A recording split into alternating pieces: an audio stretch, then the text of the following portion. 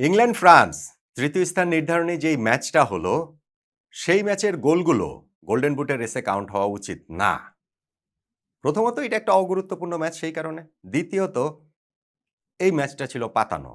FIFA match fixing করেছে যেন Kylian এমবাপ্পের গোল সংখ্যা বেশি হয়ে যায় লিওনেল মেসির চেয়ে। লিওনেল মেসি যেন ক্যারিয়ারে প্রথমবারের মতো বিশ্বকাপে গোল্ডেন বুট জিততে না পারেন, সেই জন্য ফিফা ম্যাচ ফিক্সিং করেছে। যেই ফিক্সিং এর সঙ্গে ইংল্যান্ডও জড়িত, এবং তারা জড়িত হয়েছে সেকেন্ড হাফে গিয়ে। প্রথমার্ধে ৪-০তে এগিয়ে থাকার পর নইলে সেকেন্ড হাফে তারা এইভাবে কিভাবে গোল খায়, কিভাবে এমবাপ্পেকে দুটো গোল করতে দেয়, একটা অ্যাসিস্ট করতে দেয়। ইংল্যান্ড যেহেতু আর্জেন্টিনার কাছে বিশ্বকাপের সেমিফাইনালে হেরেছে, সেহেতু ওই আর্জেন্টিনার লিওনেল মেসিকে তারা, মেসিই তো ২ টা অ্যাসিস্ট করেছিলেন, সেই মেসিকে তারা গোল্ডেন বুট কিছুতেই পেতে দিবে না। সেইটা দরকার হলে এমবাপ্পে পান। এই কারণে তারা গোলগুলো ছেড়ে দিয়েছে। আর কিলিয়ান এমবাপ্পে তিনি তো লোভী। এই অগুরুত্বপূর্ণ ম্যাচ তার খেলার দরকারটা কি? কই ইংল্যান্ডের হ্যারি কেন তো পুরা ম্যাচেই খেলেন নাই। জুড বেলিংহামকেও তো কোচ শুরুতে নামান নাই, শেষের দিক দিয়ে গিয়ে তিনি নেমেছেন। তাদের ২ জনের সামনেও তো গোল্ডেন বুট জয়ের হাতছানি ছিল। কিন্তু তারা তো টিমকে প্রায়োরিটি দিয়েছেন, যেই কারণে তারা আসলে খেলেন নাই। কিন্তু কিলিয়ান এমবাপ্পে এমনই লোভী যে ফ্রান্সের হয়ে এই অগুরুত্বপূর্ণ তৃতীয় স্থান নির্ধারণী ম্যাচটাও তিনি খেলেছেন এবং ২ গোল ১ অ্যাসিস্ট করে গোল্ডেন বুটের রেসে এখন লিওনেল মেসির চেয়ে এগিয়ে গেছেন।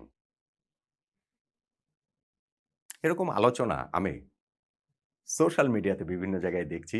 ইংল্যান্ড ফ্রান্স যে তৃতীয় স্থান নির্ধারণী ম্যাচ, যেখানটাতে ইংল্যান্ড ৬-৪ গোলে জিতেছে, খুবই এন্টারটেইনিং ম্যাচ হয়েছে।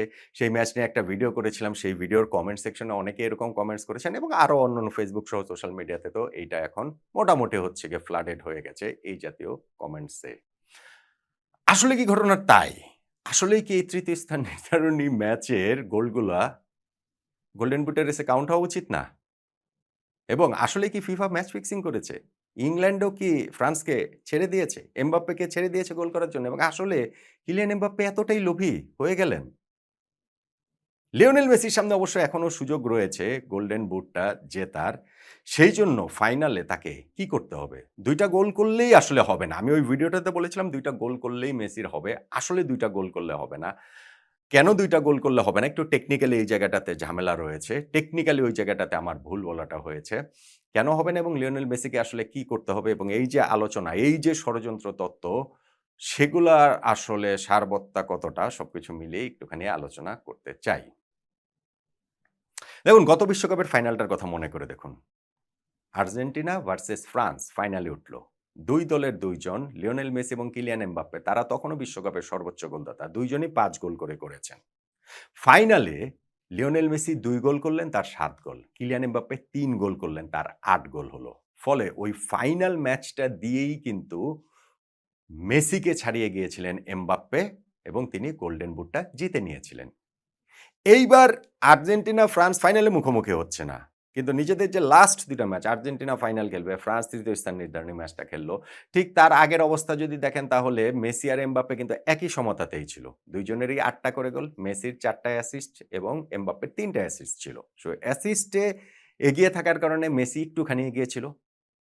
ইংল্যান্ডের বিপক্ষে এই ম্যাচটাতে কিলিয়ান এমবাপ্পে শুধু ২ গোলই করেন নাই, সঙ্গে একটা অ্যাসিস্টও করেছেন। ফলে তার ১০ গোল হয়ে গেছে, ৪ অ্যাসিস্ট হয়ে গেছে। লিওনেল মেসির ৮ গোল, ৪ অ্যাসিস্ট। ফাইনাল ম্যাচটা কিন্তু মেসির বাকি রয়েছে। মেসিকে ওইখানে এমবাপ্পেকে ছাড়িয়ে যাওয়ার জন্য যদি তিনি ২ গোল করেন, তাহলে তো ছাড়িয়ে যেতে পারছেন না। তার তো ওই জায়গাটাতে এমবাপ্পের সমানই ১০ গোল হলো।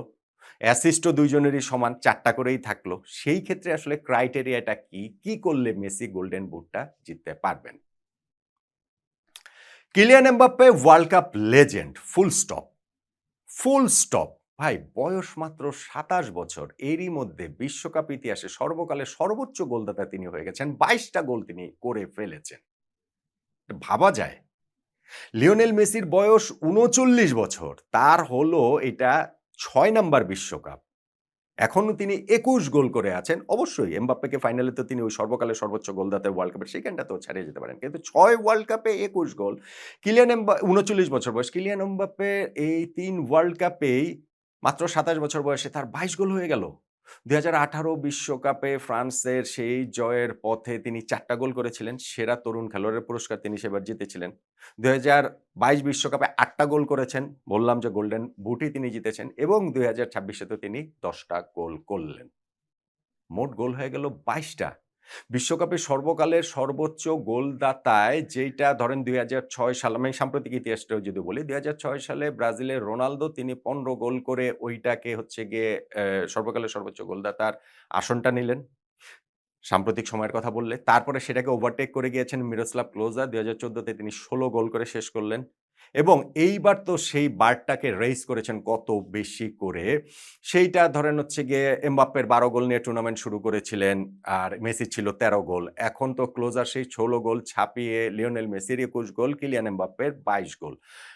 আপনি বলতে পারেন যে মেসি মানে এমবাপ্পের যখন ক্যারিয়ার শেষ হবে তখন তার গোল সংখ্যা কোথায় যাবে, কত হবে বিশ্বকাপ গোল? ভাই ফুটবল এইভাবে হয় না। মানে ৪ বছর পর বিশ্বকাপ হয়। আপনি একটা নরমাল হিসাব করতে পারেন যে না এমবাপ্পে এখন ২৭ বছর, ৪ বছর পর ৩১, আরো ৮ বছর পর হচ্ছে গিয়ে ৩৫, ১২ বছর পর হচ্ছে গিয়ে ৩৯। তো মেসি ৩৯ এ খেললে তো এমবাপ্পের সামনে আরো ৩ টা বিশ্বকাপ খেলার সুযোগ রয়েছে।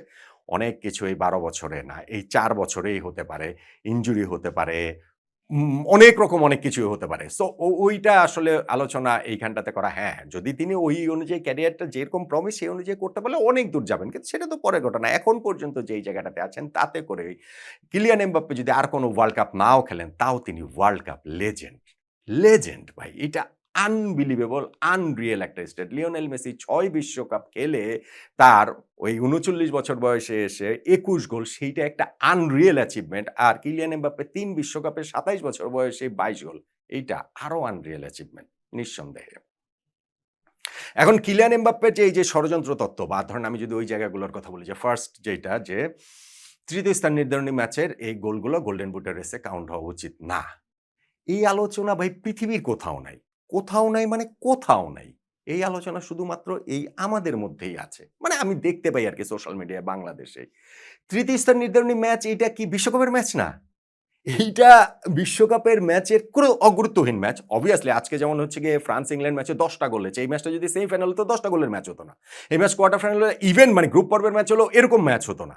সো এটা অগুরুত্বপূর্ণ ম্যাচ। কিন্তু বিশ্বকাপের ম্যাচ তো, এবং এইটা তো হয়ে আসছে। তৃতীয় স্থান নির্ধারণী ম্যাচের গোলগুলা, অ্যাসিস্ট বা এই যে যেইসব অ্যাচিভমেন্ট আছে সেগুলা কেন কাউন্ট হবে না?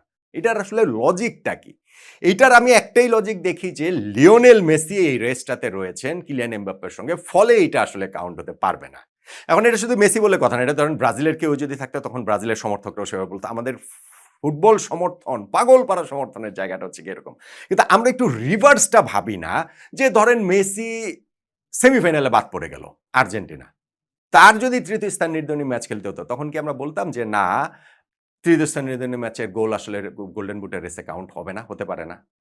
আর আপনি বলতে পারেন যে না আর্জেন্টিনা কেন সেমিফাইনাল বাদ হবে? সেটা তো অন্য আলোচনা। নিয়ম তো নিয়মই। রুলস ইজ রুলস, এবং সেটা যখন করা হয় তখন হচ্ছে গিয়ে কে ফাইনালে যাবে, কে তৃতীয় স্থান নির্ধারণী ম্যাচে যাবে এইসব বিবেচনা করে কি করা হয় নাকি? আর এটা তো খুবই হাস্যকর একটা কথা যে বিশ্বকাপের একটা ম্যাচ, সেইখানে তাদের যে পার্সোনাল যে অ্যাচিভমেন্ট গুলো আছে, গোল আছে, অ্যাসিস্ট আছে, তাহলে সেগুলো কাউন্ট হবে না? মাইকেল ওলিস এই ম্যাচেও যে ২ টা অ্যাসিস্ট করলেন, তো ওয়ার্ল্ড কাপে এক আসরে সর্বকালের সর্বোচ্চ অ্যাসিস্টের রেকর্ড তিনি ৭ টা করলেন। পেলের ১৯৭০ সালের সেই রেকর্ডটা তিনি ছাপিয়ে গেলেন। তাহলে তো সেটাও কাউন্ট হওয়া উচিত না। জুড বেলিংহাম যে একটা গোল করলেন, ৭ গোল ওয়ার্ল্ড কাপে হয়ে গেল ইংল্যান্ডের প্লেয়ার হিসেবে এক আসরের সর্বোচ্চ